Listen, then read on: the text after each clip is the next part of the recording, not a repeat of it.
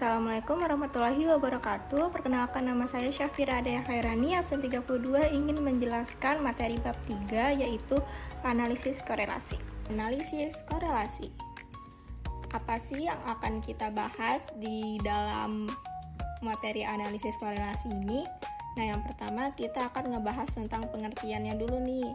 Baik itu pengertian analisis korelasi, pengertian korelasi, pengertian koefisien korelasi, pengertian korelasi produk momen, dan pengertian koefisien determinasi.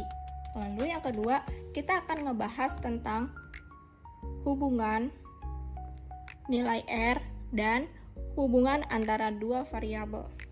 Lalu yang ketiga, kita akan ngebahas berbagai macam rumus dan soal-soalnya. Oke, langsung aja nih kita ke pengertiannya. Yang pertama ada pengertian korelasi dulu nih. Apa sih korelasi itu? Nah, korelasi adalah cara untuk menentukan keeratan hubungan antara dua atau lebih variabel berbeda yang digambarkan dengan ukuran koefisien korelasi. Lalu, apa sih analisis korelasi itu? Nah, analisis korelasi merupakan metode statistika yang digunakan untuk menentukan suatu besaran yang menyatakan bagaimana kuatnya hubungan suatu variabel dengan variabel lain. Next, kita akan ngebahas tentang koefisien korelasi. Sebelum kita masuk ke dalam poin-poin yang di sini, kita akan ngebahas dulu makna dari koefisien korelasi itu sendiri. Nah, dalam analisis korelasi terdapat ukuran deskriptif, numerik dari korelasi. Itu yang disebut dengan koefisien korelasi. Lalu koefisien ini akan memberikan informasi arah tren data dan tingkat korelasinya, apakah kuat, sedang, atau lemah. Lalu dari nilai koefisien ini akan diperoleh kemungkinan pancaran data yang diwakilinya sebagai berikut. Yang pertama, nilai korelasi yang bernilai -1 atau 1 yang menunjukkan korelasi sempurna. Lalu yang kedua, tanda R yang menunjukkan korelasi positif atau negatif yang menunjukkan hubungan kedua peubah variabel. Lalu yang ketiga, besarnya nilaian menunjukkan keeratan hubungan linear antara dua peubah. Untuk tingkat keeratan dapat dideskripsikan dalam tabel berikut ini. Nah, ini dia contohnya. Ada nilai korelasi atau R beserta tingkat hubungannya. Misalnya, nilai korelasinya itu 0, maka tingkat hubungannya itu tidak berkorelasi.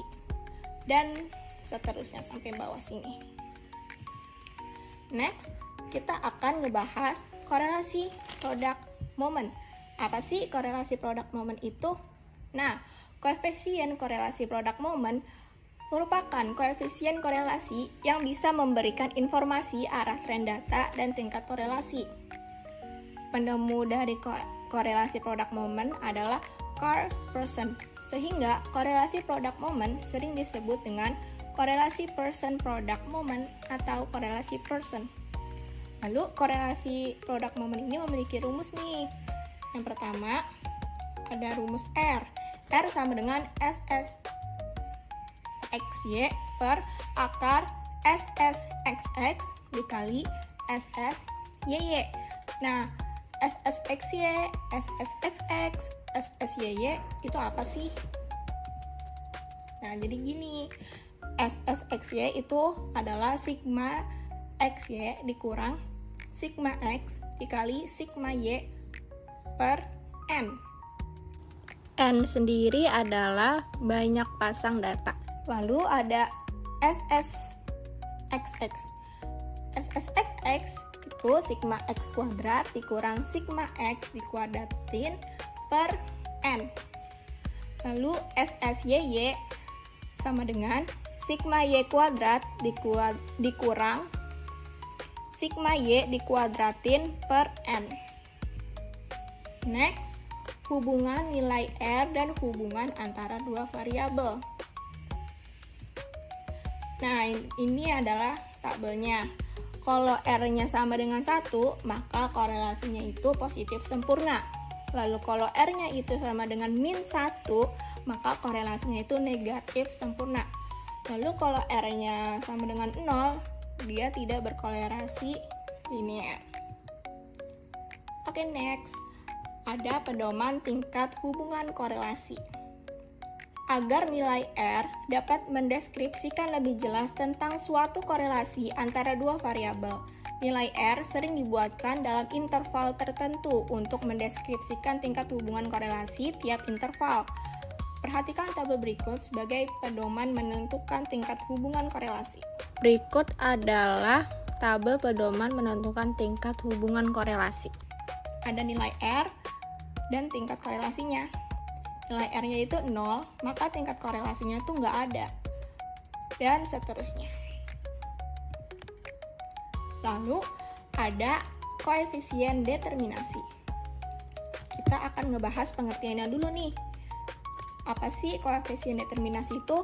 Nah, koefisien determinasi adalah metode yang digunakan untuk mempelajari nilai yang menyatakan seberapa tepat suatu garis regresi berdasarkan persentase dari variabel dependen yang diterangkan oleh variabel independen. Lalu, sini ada rumusnya sendiri nih.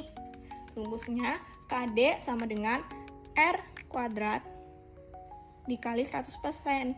KD itu adalah nilai koefisien determinasi atau R kuadrat, dan R itu adalah nilai koefisien korelasi. Nah, ini rumus R kuadratnya mirip-mirip kayak tadi, tapi dia dikuadratin saja. Jadi, SSXY dikuadratin dibagi SSXX dikali SSYY. Nah, ini sama ya kayak tadi, SSXY-nya, SSXX, SSYY itu sama rumusnya kayak yang di produk momen tadi. Oke, lanjut kita ke contoh soalnya. Contoh soalnya, tabel berikut ini memberikan informasi mengenai kandungan gula dalam gram dan jumlah kalori dalam satu sajian dari 6 sampel suatu merek sereal. Nah, contohnya gini, gulanya ada 1, 2, 3, 4, 5, 6, kalorinya ada 110 sampai 160. Kita akan menghitung nilai tersebut. Yang pertama kan kita sudah diketahui bahwa nilai X-nya itu kan 1, 2, 3, 4, 5, 6. Nilainya itu 110, 120, 130, 140, 150, dan 160. Nah, pertama kita mencari dulu nih X kuadratnya berapa, Y kuadratnya berapa, dan XY-nya berapa. X kuadratnya itu dari 1 dikuadratin, hasilnya itu 1. Lalu 2 dikuadratin, hasilnya 4. 3 dikuadratin hasilnya 9. 4 dikuadratin hasilnya 16. 5 dikuadratin hasilnya 25. Dan yang terakhir 6 dikuadratin hasilnya 36. Nah, untuk Y sendiri sama kayak X kuadrat tadi, tapi bedanya kita akan menghitung Y-nya. 110 dikuadratin hasilnya 12.100, 120 dikuadratin hasilnya 14.400, 130 dikuadratin hasilnya 16.900, 140 dikuadratin hasilnya 19.600, 150 dikuadratin hasilnya 22.500, 160 dikuadratin hasilnya 25.600. Lalu untuk X ini, caranya yang X ini dikali Y, jadi 1 dikali 110, hasilnya 110.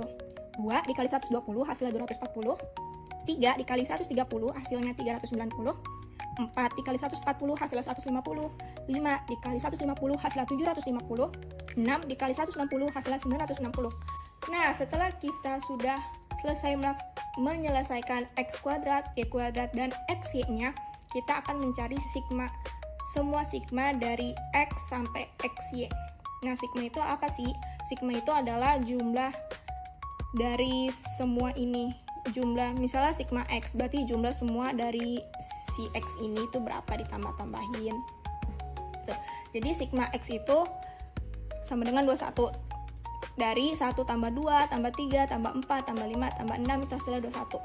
Kalau sigma Y itu hasilnya 810, sigma X kuadrat hasilnya 91, sigma Y kuadrat hasilnya 111.100. Lalu sigma XY hasilnya 3010.